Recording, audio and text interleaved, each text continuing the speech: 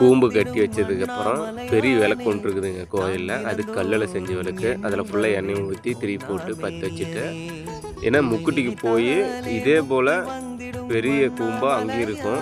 அதை எரிவி விட்டுட்டு அப்புறமேல் தான் இங்கே இந்த கூம்பை பற்ற வைப்பாங்க. இங்கேருந்து பருத்திட்டு போயிட்டு அந்த கூம்பை பற்ற வச்சுட்டு திரும்ப இந்த கூம்பை பற்ற வைப்போம். அது வரைக்கும் அந்த விளக்கு பார்த்திங்கன்னா எரிஞ்சிட்டு இருக்கணும். அதனால நல்லா பெரிய விளக்காக இருக்கும்.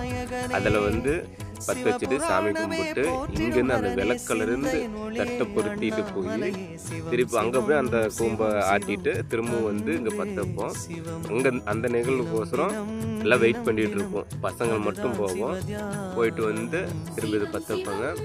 இது கூம்பு பார்த்திங்கன்னா ஃபுல்லாக எரிஞ்சு விழுற வரைக்கும் நின்றுருப்போம். அதுக்கப்புறம் பார்த்திங்கன்னா உப்பு இதெல்லாம் அந்த கூம்பில் போடுவோம். இந்த நிகழ்வு பார்த்திங்கன்னா 3 நாளைக்குமே நடக்குங்க.